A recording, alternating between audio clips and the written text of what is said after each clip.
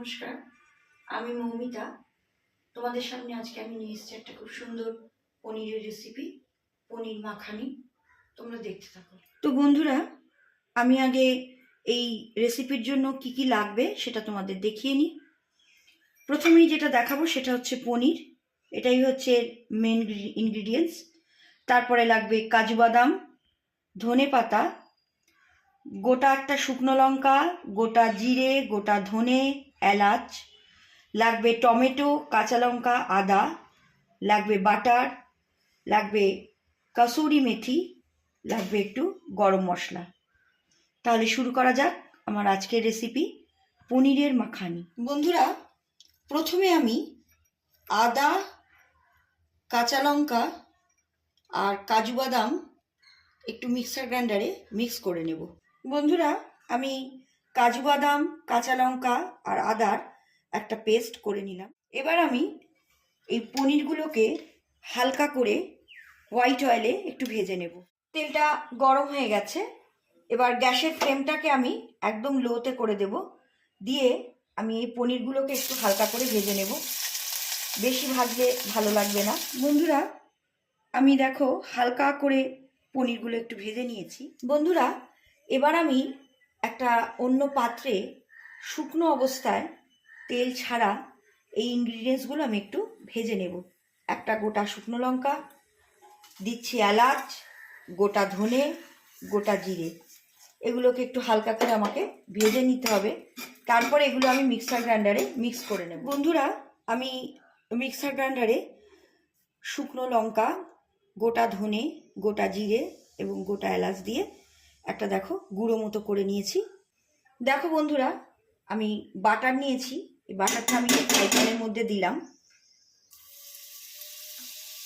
গ্যাসের ফ্লেমটা এখন লোতেই রাখবো, হাই করব না। বাটারটা যখন গলে যাবে তখন আমি এর মধ্যে দিয়ে দেব আগে থেকে পেস্ট করে রাখা কাজু বাদাম, আদা, কাঁচা লঙ্কার পেস্ট।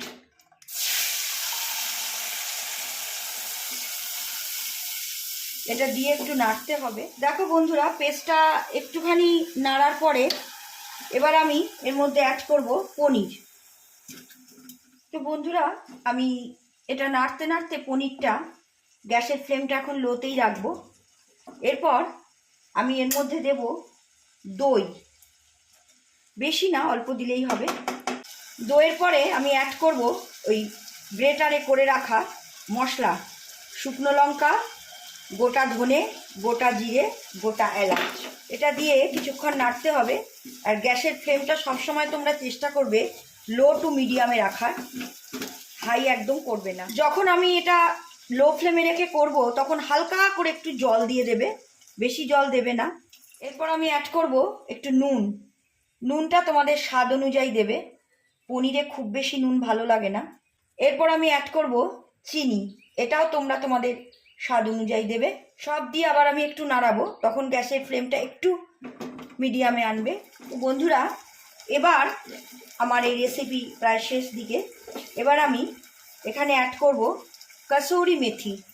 এই কসুরি মেথি দিলে রান্নার টেস্টটা আরও ভালো হবে। কসুরি মেথি দিয়ে আমি একটু নাড়াবো। এবার আমি এতে অ্যাড করব গরম মশলা। বন্ধুরা, এবার আমি এরকম একটা তড়কা প্যান নিয়েছি, তোমাদের সবার বাড়িতেই আশা করছি আছে। এর মধ্যে আমি নিয়েছি হোয়াইট অয়েল। পুরো রান্নাটা আমি হোয়াইট অয়েলেই করেছি, করলে বেটার হবে। এবার এটা একটু গরম হোক। তোমাদের বাড়িতে যদি এরকম তড়কা প্যান না থাকে তোমরা এমনি কড়াইতেও করে নিতে পারো, কোনো অসুবিধা নেই। বন্ধুরা দেখো, আমার আজকের পনির মাখানি রেসিপি শেষ। আমি যেটা টমেটো, কাঁচা লঙ্কা দিয়ে যেটা করে নিলাম তড়কা প্যানে, ওটা আমি গার্নিশের জন্য উপর থেকে দিয়ে নিয়েছি। আর তার সঙ্গে দিয়েছি ধনে পাতা। এটা খুব সুন্দর একটা রেসিপি। এটা তোমরা লুচি, পরোটা যে কোনো কিছুর সঙ্গে খেতে পারবে। তো বন্ধুরা, আমার আজকের রেসিপি এখানেই শেষ হলো।